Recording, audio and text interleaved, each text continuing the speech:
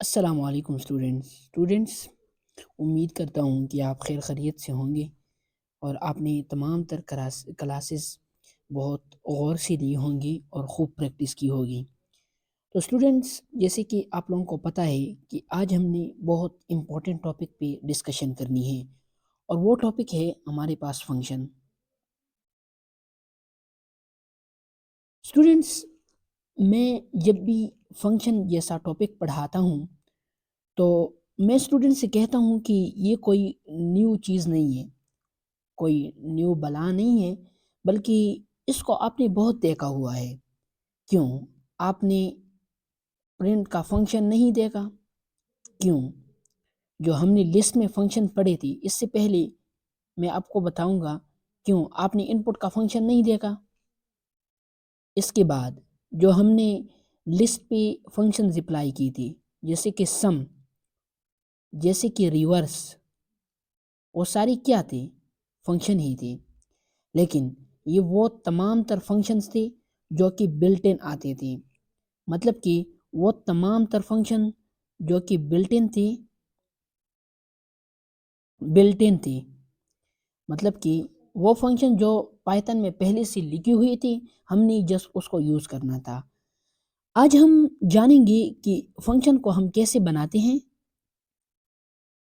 Function creation के बारे में हम देखेंगे। फंक्शन को कैसे कॉल किया जाता है और फंक्शन को हम क्यों यूज़ कर रहे हैं, वाई फंक्शन। तो इस चीज़ को आंसर करने के लिए मैं आप लोगों के साथ एक पीस ऑफ कोड शेयर करता हूँ। Let me right it here.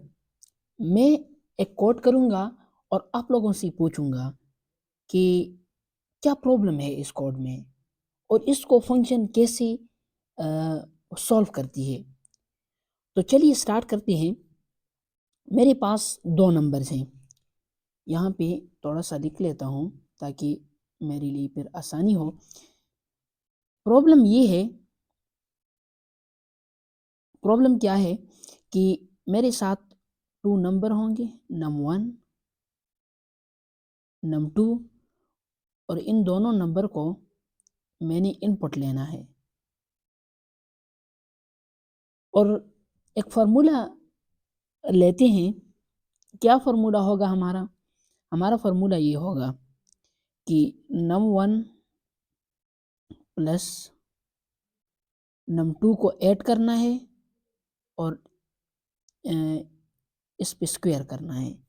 बस हमने यही काम करना है। ये हमारा एक छोटा सा प्रोग्राम है। तो चलिए बनाते हैं ये प्रोग्राम और इसके ज़रिए फंक्शन को समझते हैं। Num one equal to input enter the number one. Let me check की आवाज़ आ रही है कि नहीं। यस। दूसरा नंबर लेते हैं, num two equal to input और इसमें इंटर द नंबर टू। यहाँ तक आ गया है। अभी कौन से कैलकुलेशन हमने करना है उसको मैथे इसको हम फार्मूला नाम देते हैं। फार्मूला इक्वल टू, हमने num one plus num two को पहले प्लस करना है और जब भी हमारे पास दो से ज़्यादा ऑपरेशन आ जाए तो वहाँ पे हम पैरेंथेसिस लगाते हैं और इसका पावर हमने लेना है। जब भी हम स्क्वायर लेते हैं ना, ये तो आपको पता ही होगा ना, जब हम स्क्वायर करते हैं तो पाइथन में कैसे करते हैं, अपना नंबर और इस पे डबल स्टार टू लगा देते हैं, मतलब कि टू का स्क्वायर। तो देखते हैं कि ये प्रोग्राम रन होगा कि नहीं। प्रिंट फार्मूला को करते हैं, print formula. Let me check it.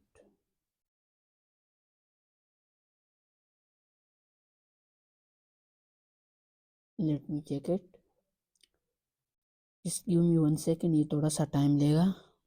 पहली बार रन कर रहे हैं।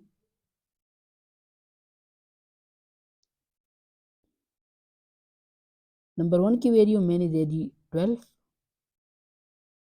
सेकंड की वैल्यू दे दी मैंने 14। What's the issue? Okay, problem क्या हुई?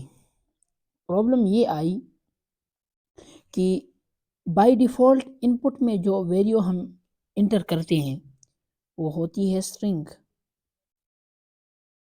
और मैं ऑपरेशन कर रहा हूँ पावर का, और पावर की ऑपरेशन स्ट्रिंग के साथ होती ही नहीं है, वो या तो इंट के साथ होगी या फ्लोट के साथ होगी। तो यहाँ पे हमें टाइप कन्वर्जन की ज़रूरत पड़ी और वो कर लेते हैं, इसमें तो कोई इशू ही नहीं है। जो इनपुट आएगा उसको मैंने इंट फंक्शन में भेज दिया है, इंट फंक्शन में भेज दिया है। अभी इंशाल्लाह ये काम कर जाएगा। 12 वैल्यू दे दी, फिर 14 दे दी, हमारा प्रोग्राम रन हो चुका। हमारा आंसर क्या है? आया है 676। ये तो मैंने कर दिया है। अब मुझे कहीं और पर भी ये प्रोग्राम लिखना है।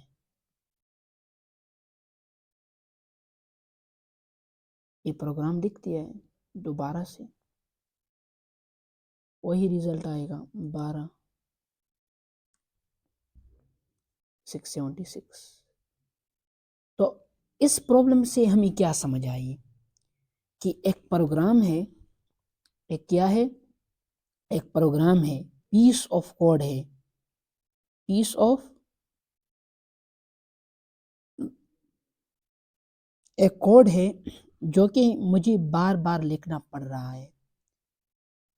तो जब कोई कोड हम बार बार लिखते हैं ना, तो उसको हम प्रोग्रामिंग की भाषा में, प्रोग्रामिंग के लैंग्वेज में रिडंडेंसी बोलते हैं। उम्मीद है कि मैंने स्पेलिंग सही लिखा होगा, अगर तो नहीं तो फिर सही कीजिएगा। इसको क्या बोलते हैं? रिडंडेंसी, मतलब कि रिपीटिशन, रिपीटिशन बोलते हैं। हाँ, रिडंडेंसी मतलब कि एक ही चीज़ है, एक ही प्रोग्राम है और उसको मैंने बार बार यूज़ किया है। तो अच्छे प्रोग्रामर की ये निशानी होती है कि वो एक कोड को बार बार यूज़ नहीं करता। ये बहुत गलत बात है। प्रोग्रामिंग में हमने इस चीज़ से बचना है, और हमने अपने प्रोग्रामिंग में एक तो हमने रिडंडेंसी से बचना है, और हमने अपने प्रोग्रामिंग में रीडेबिलिटी लानी है। क्या लानी है? रीडेबिलिटी। और इसी प्रॉब्लम को सॉल्व करती है हमारे फंक्शंस। क्या चीज़ सॉल्व करती है? हमारे फंक्शंस। तो पहले समझते हैं कि फंक्शन क्या है। फंक्शन हमारे पास कुछ नहीं है, पीस ऑफ कोड होता है। एक बार हम इसको लिखते हैं, write one time and we use it whenever we need it। मतलब कि एक पीस ऑफ कोड है जो कि हम लिखते तो एक बार हैं लेकिन यूज बार बार करते हैं। तो क्या होगा इससे? ये प्रॉब्लम कैसे सॉल्व होगी? कि इससे ऐसे सॉल्व होगी कि जो कोड मैंने बार बार यूज करना है ना, तो उसको मैं फंक्शन में डाल दूंगा और फिर फंक्शन को कॉल कर लूंगा। जहाँ पे वो कोड ज़रूरत होगी और उसको मैं बुला लूंगा कि भाई आप आ जाओ। बस यही है हमारा फंक्शन, कि क्या करता है? रिडंडेंसी की प्रॉब्लम को सॉल्व करता है। एक पीस ऑफ कोड होता है जिसमें हम वो तमाम तर कोड डाल देते हैं कि जिसको मैंने बार बार यूज़ करना होता है, ताकि मैं रिडंडेंसी से बचूं, मेरे कोड में रीडेबिलिटी आए, मुझे दोबारा से वो कोड लिखना ना पड़े। यहाँ पे मैंने नोटबुक में फंक्शन के हवाले से बहुत चीज़ें ऐड की हैं कि फंक्शन क्या है। A function is a block of code that can be executed multiple times from the different parts of your program. It take in it takes in arguments and performs some operation and returns a value. और इसके क्या फ़ायदे हैं? एक फ़ायदा ये है कि रीयूज़िबिलिटी हो जाती है। मतलब कि मैंने आपको बताया है ना कि हमारा जो पीस ऑफ कोड है, ये जो फंक्शन है, डिक्लेयर एक बार होता है और इसकी हम फिर रीयूज़िबिलिटी करते हैं। मतलब कि बार-बार हम इसको यूज़ कर सकते हैं। दूसरा point input takes in in arguments, ये बाद में थोड़ा-सा देखते हैं। प्रोसेसिंग परफॉर्म सम ऑपरेशन, क्या करेगा? ये पीस ऑफ कोड क्या है? ये वही कोड है जो मैंने पहले आपको दिखाया था। ये जो फ़ॉर्मूला है, ये क्या है? कुछ ऑपरेशन ही हो रहा है ना, कुछ कैलकुलेशन ही हो रहा है। तो इसमें कुछ नहीं है, कुछ ऑपरेशन, कुछ कैलकुलेशन हो रही है। आउटपुट कुछ रिटर्न करेगा, मुझे कुछ वैल्यू ही देगा। जैसे कि यहाँ पे मेरा जो फ़ॉर्मूला है क्या है? ये कुछ वैल्यू रिटर्न कर रहा है। इसका सिंटैक्स कैसा होगा? सिंटैक्स यानी इसका ग्रामर देखते हैं। जब हम फंक्शन को डिक्लेयर करते हैं ना, तो एक वर्ड यूज़ करते हैं डेफ। डेफ लिख देते हैं, उसके बाद फंक्शन का नाम। जो फंक्शन होगा, जिस रिलेटेड होगा, उसका नाम, फिर पैरेंथेसिस और फिर 2 डॉट्स और यहाँ पे एक टैब का स्पेस आ जाता है। सही है? और फिर यहाँ पे हमारे एक्सप्रेशन होते हैं, जो भी हमने पीस ऑफ कोड लिखना होता है। और फिर यहाँ से अगर कोई वैल्यू रिटर्न करनी है, वो हम यहाँ पे लिख देते हैं। अगर कोई चीज़ रिटर्न नहीं करनी तो हम रिटर्न स्टेटमेंट नहीं लिखते। तो ये बेसिक सिंटैक्स है हमारे फंक्शन का। अभी देखो, हम एक ऐसा फंक्शन बनाएंगे जो कि किसी आर्गुमेंट्स को इनपुट में नहीं लेगा। मैं चूँकि अभी मैंने आप लोगों को आर्गुमेंट्स पढ़ाए नहीं है, तो इस वजह से मैं आपको बता रहा हूँ। थोड़ा-सा बाद में हम देखेंगे कि आर्गुमेंट्स क्या है और पैरामीटर क्या है। तो एक फंक्शन बनाते हैं जो कि हमारी इस प्रॉब्लम को सॉल्व करेगी। डेफ मैंने बताया कि कुछ ऑपरेशन करेगा। उस फंक्शन का क्या नाम था? फ़ॉर्मूला। सही है? हम क्या कर रहे थे? उसमें कुछ नंबर इनपुट ले रहे थे। num1 इक्वल टू इनपुट, या ऐसा करते हैं, ये जो सारा कोड है इसको मैं उस फंक्शन में डाल दूँगा। फ़ॉर्मूला, फंक्शन का नाम क्या है? फ़ॉर्मूला। कंट्रोल पेस्ट कर दूँगा यहाँ पे,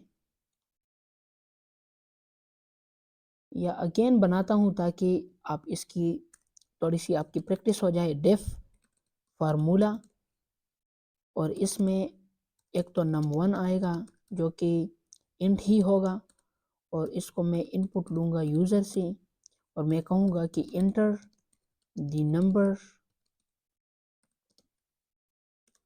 फिर num2 लूँगा, उसको भी इंट बना दूँगा और इसको भी इनपुट लूँगा, और मैं कहूँगा कि एंटर द नंबर 2। यहाँ पे मैंने नंबर 1 नहीं लिखा, लिख देता हूँ। सही है? फिर मैंने क्या किया था कि एक फ़ॉर्मूला नाम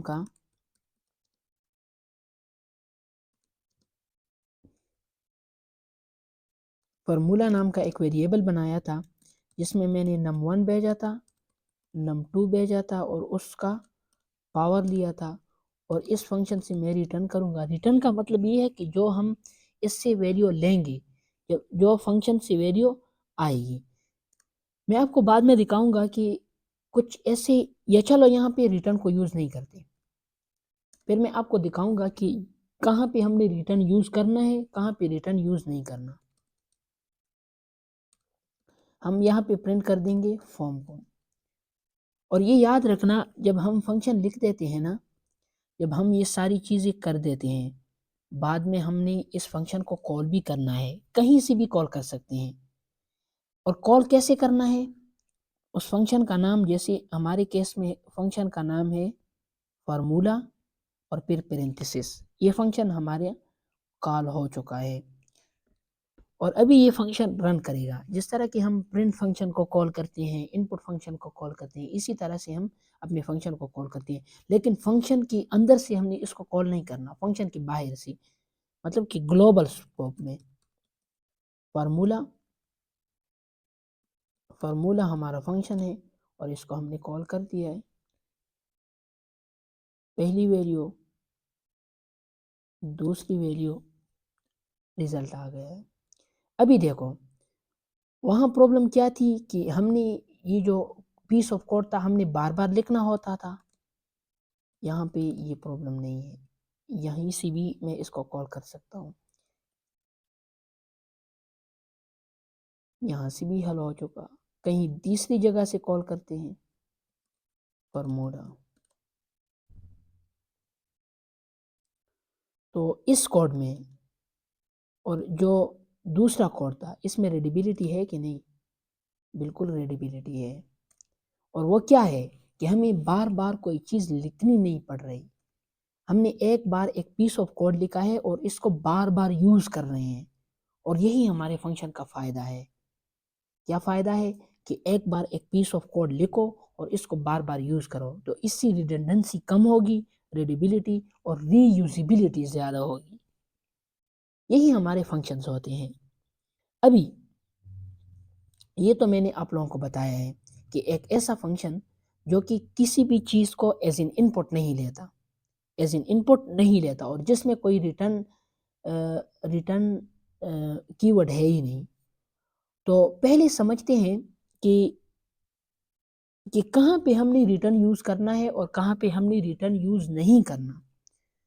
तो रिटर्न की अगर मैं बात करूँ, तो रिटर्न का मतलब ये है कि कि फंक्शन से हम कोई वैल्यू वापस बुला रहे हैं, हम उससे कुछ वैल्यू एक्सपेक्ट कर रहे हैं। जैसे कि मैंने फंक्शन बनाया था ना, फार्मूला नाम का, फार्मूला, और इसमें मेरी सारी एक्सप्रेशन थी। तो अगर मैं इससे रिटर्न करूँगा फॉर्म, फॉर्म मेरा वो वेरिएबल था, ये वाला वेरिएबल, अगर मैं इससे रिटर्न करूँगा फॉर्म, तो वो वापस से कहाँ आएगा? जहाँ से उसको कॉल आई है।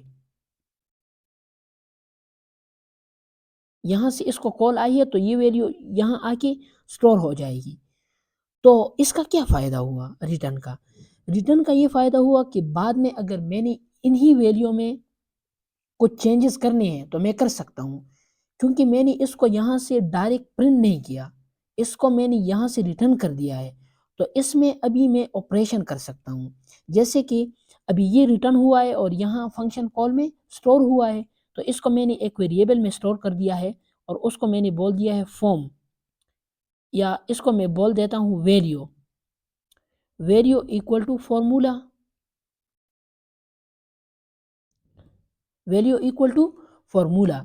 और इन्हीं वैल्यू में मैंने बाद में कुछ चेंजेस करने हैं। जैसे कि फार्मूला को मैं दोबारा से इसका स्क्वायर ले रहा हूँ, तो मैं ये कर सकता हूँ with the help of return. अगर मैंने रिटर्न ना किया होता तो वहाँ पे ये वैल्यू डायरेक्ट क्या होती, जैसे कि इस प्रॉब्लम में हुआ, ये जो हमने प्रॉब्लम सॉल्व किया इसमें क्या हुआ, डायरेक्ट वैल्यू प्रिंट हो गई। तो क्या हुआ, रिटर्न का फ़ायदा ये हुआ कि बाद में अगर मुझे कोई चेंजेस करने हैं तो मैं with the help of this कर सकता हूँ। तो ये वैल्यू आ जाएगी कहाँ पे, ये हमने इसको क्या नाम दिया था, वैल्यू, यहाँ पे स्टोर हो जाएगी। अभी मैं प्रिंट करता हूँ वैल्यू को, लेकिन इसका क्या करता हूँ, इसका भी स्क्वायर ले लेता हूँ। तो मैंने with the help of return क्या किया, फंक्शन में ऑपरेशन भी कर दी और उससे कुछ वैल्यू रिटर्न कर दी, और उस रिटर्न वैल्यू में मैंने कुछ ऑपरेशन कर दी। तो रिटर्न का क्या फ़ायदा हुआ कि ये मुझे अलाउ करता है कि मैं फंक्शन से जो वैल्यू आती है उसमें कुछ और ऑपरेशन कर सकता हूँ। यही फ़ायदा है रिटर्न का, और कोई नहीं। मतलब कि एक प्रॉब्लम को आप रिटर्न के बगैर भी सॉल्व कर सकते हो, रिटर्न के साथ भी सॉल्व कर सकते हो। लेकिन रिटर्न का क्या फ़ायदा होता है कि वो मुझे अलाउ करता है कि मैं बाद में उस वैल्यू में कुछ चेंजेस कर सकता हूँ। रन करते हैं इसको, वैल्यू आ गई। क्या हुआ कि वहाँ वहाँ से वैल्यू रिटर्न हुई और वो जाके वैल्यू में स्टोर हो गई और वैल्यू को भी मैंने 2 के साथ मल्टीप्लाई कर दिया। यही है सारी कहानी रिटर्न की। अभी ये एक ऐसा फंक्शन था जो कि जिसमें मैंने कोई वैल्यू नहीं भेजी, जिसमें कोई वैल्यू नहीं भेजी। इसका एग्जांपल था, लिस्ट में हमने रिवर्स यूज़ किया था, रिवर्स का फंक्शन। ये एक ऐसा फंक्शन था जो कि कोई इनपुट एक्सपेक्ट नहीं कर रहा था। लेकिन कुछ फंक्शन हम ऐसे देखेंगे कि जिसमें हम कुछ वैल्यू पास करेंगे और इन्हीं वैल्यू पे हमने कुछ ऑपरेशन करने होते हैं। हमेशा से इस तरह नहीं होगा कि फंक्शन होगा और उसमें कोई पैरामीटर या कोई वेरिएबल ही नहीं होंगी। हम उसमें वेरिएबल पास करेंगे और इन्हीं वेरिएबल को हम बोलते हैं पैरामीटर्स। पैरामीटर क्या है? फंक्शंस को मिलने वाले वेरिएबल, फंक्शन को मिलने वाले variable.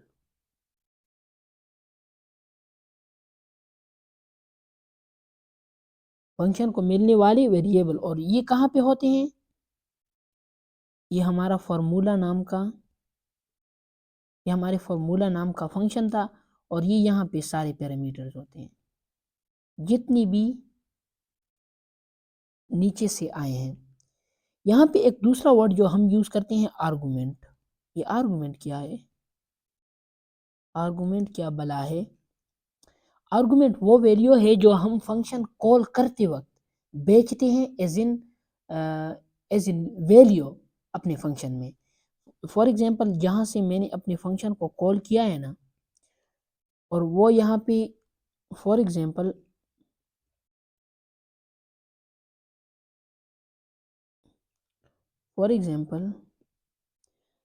Let me right it. वो यहाँ पे दो वैल्यू एक्सपेक्ट कर रहा है, num1 num2, और ये वैल्यू कहाँ से मैंने भेजनी है? जहाँ से मैंने फंक्शन को कॉल किया है। और वो वैल्यू जो मैं भेजूंगा उसको हम आर्गुमेंट बोलते हैं। क्या बोलते हैं?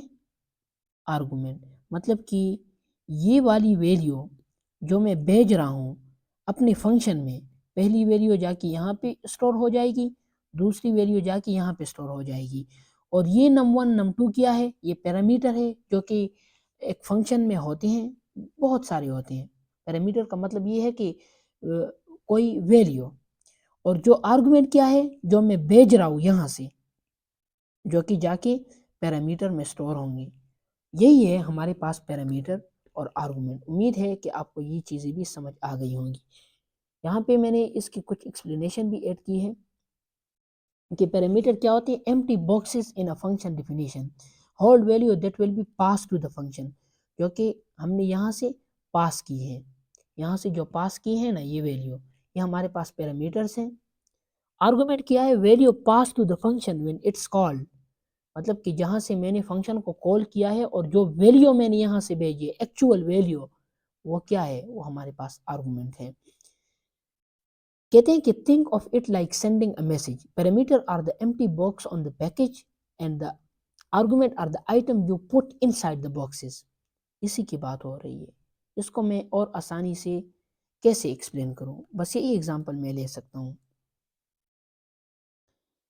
यहाँ से एक, यहाँ पे मैंने एक प्रॉब्लम ऐड की है कि write a Python function named add that takes two number as input and return their sum, then call the function with the arguments 2 and 3। यहाँ पे बात आती है इनपुट की। ये जो मेरे पैरामीटर होते हैं ना, पैरामीटर, इसको हम इनपुट भी बोलते हैं, input of function. Input of function क्यों बोलते हैं? क्योंकि हमने इसको पास किया होता है कहीं से। और ये आर्गुमेंट्स के लिए किस चीज़ का काम कर रहे हैं? ये आर्गुमेंट्स के लिए इनपुट का काम कर रहे हैं, इसलिए हम इसको क्या बोल रहे हैं? इनपुट बोल रहे हैं। अभी जो पहला प्रॉब्लम है वो ये है कि एक फंक्शन बनाओ जिसको ऐड नाम दे दो, जो कि 2 वैल्यूज़ को इनपुट लेगा और आर्गुमेंट में क्या पास कर दो? आर्गुमेंट में क्या पास कर दो? 2 और 3। सिंपल सा फंक्शन हमने बनाना है। 2 और 3 पास कर दो। सिंपल सा फंक्शन है। जब भी आप कोई प्रॉब्लम सॉल्व करो ना, तो पहले चीज़ों को जाँचो कि मुझसे क्या एक्सपेक्ट कर रहा है। तो मैंने पहले जब प्रॉब्लम पढ़ी, तो मुझे ये समझ आई कि राइट अ पाइथन फंक्शन जिसका नाम ऐड होगा, जो कि 2 नंबर को एज इन इनपुट लेगा और रिटर्न करेगा उसका सम। मतलब कि मैंने यहाँ से वैल्यू रिटर्न करनी है, डायरेक्ट वहाँ पे प्रिंट नहीं करनी है, रिटर्न करनी है। रिटर्न करनी है मैंने वैल्यू, और उस वेरिएबल का नाम क्या होगा? सम। इस प्रॉब्लम इस प्रॉब्लम को हम कैसे सॉल्व करेंगे? हमारे पास 2 वेरिएबल्स होंगे, num1 का नाम का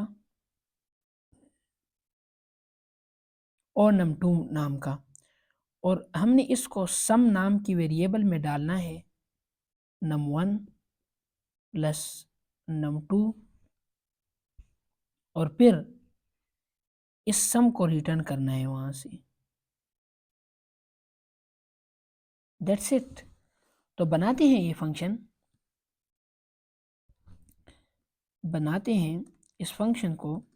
जैसे कि पहले हम डेफ कीवर्ड लिखते हैं, फिर फंक्शन का नाम, और फिर वो सारे वेरिएबल्स जो हम एक्सपेक्ट कर रहे हैं कि नीचे से हमारे पास आएंगे। यहाँ पे मैं पास लिख देता हूँ फिलहाल के लिए, और ये चलो सम नाम का वेरिएबल बनाता हूँ।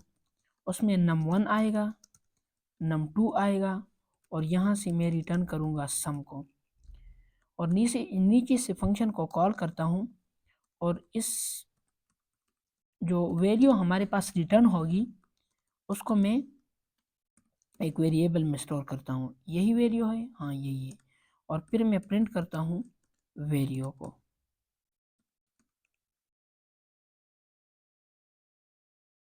हमारे पास 5 आंसर आ जाएगा।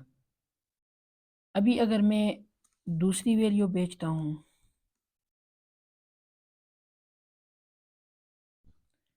इस फंक्शन को मैं कहीं से भी कॉल कर सकता हूँ। जैसे कि मैंने इसको कॉल कर दिया है वैल्यू 2 के लिए यहाँ से, और मैंने वैल्यू भेज दी 10 और 12, और मैंने प्रिंट कर दिया वैल्यूज़ को। तो क्या ये रन होगा? बिल्कुल रन हो जाएगा। 22 आ गया है। तो कितनी रीडेबिलिटी हमारे पास आ गई है। प्रॉब्लम 2 कुछ ऐसा है कि write a function to calculate the sum of 2 number. ये तो शायद हमने कर ही दिया है, इसकी कोई ज़रूरत नहीं है। तीसरा प्रॉब्लम है कि create a function that takes two name as input and print the personalise greetings. मतलब ये है कि हमने एक फंक्शन बनाना है। क्वेश्चन 2 हमें कहता है ना कि आपने एक फंक्शन बनाना है जो कि टू नेम को एज इनपुट लेगा। टू नेम को एज इनपुट लेगा, मतलब कि इसमें 2 पैरामीटर्स होंगे, name1 और name2। name1 में जो वैल्यू मैं भेजूंगा ना, उसको ग्रीट किया जाएगा,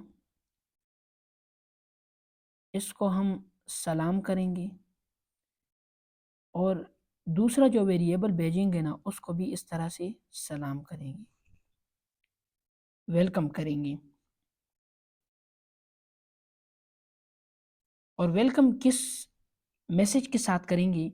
हमारा मैसेज इस तरह होना चाहिए। ये हमारा आउटपुट है। अच्छा, हमारा आउटपुट होना चाहिए हेलो हेलो हुसैन, जैसे कि मैंने पहले पैरामीटर भेजा हुसैन और आखिर में ये वाली निशान। फिर दूसरा वेरिएबल मैंने भेजा, पहले तो हेलो आएगा, हेलो तैमूर, इस तरह से। तो इस फंक्शंस को बनाते हैं हम, कैसे बना सकते हैं? हमारे फंक्शन का नाम क्या होगा? डेफ ग्रीट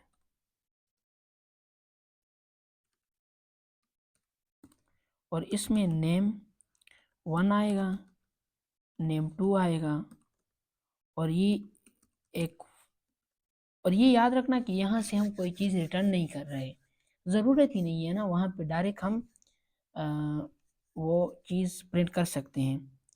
तो मैं कहूँगा कि हेलो, ये आपने देखा होगा, हेलो जब हम कोई इस तरह से चीज़ डालते हैं तो फिर हम प्लस लगा देते हैं, नेम 1 और ये वाला निशान, प्रिंट करते हैं दूसरे को, हेलो प्लस नेम 2 और ये वाला निशान। इसको कॉल करते हैं यहाँ से और इसमें बेचते हैं, पहले मैं हुसैन बेचता हूँ और दूसरा तैमूर बेच देता हूँ।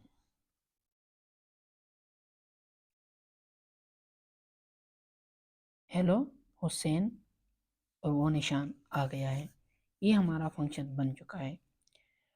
चौथी प्रॉब्लम है कि create a function calculate area that takes two parameter length and width, the function should return the area of the rectangle. हमने एक फंक्शन बनाना है, एक फंक्शन बनाना है जो कि रेक्टेंगल के एरिया को कैलकुलेट करेगा। अभी रेक्टेंगल के एरिया को हम कैसे कैलकुलेट करते हैं? हम एरिया ऑफ रेक्टेंगल का फार्मूला होता है आई थिंक सो कि length multiply by width,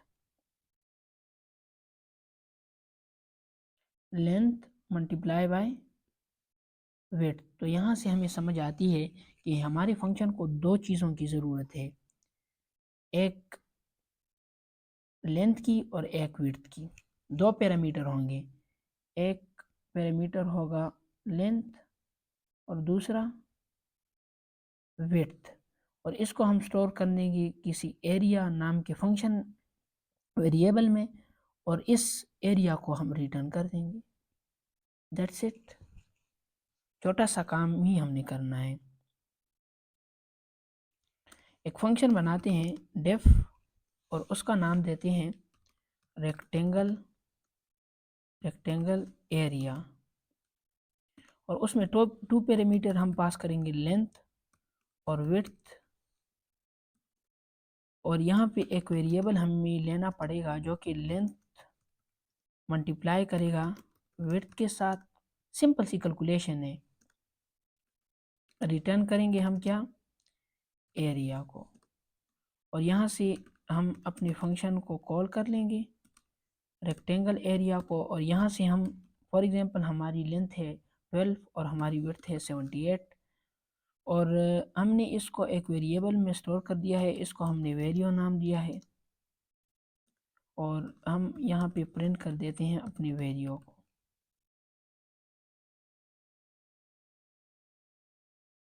nine 36, थोड़ा सा इसको प्यारा बनाते हैं कि area of rectangle, rectangle is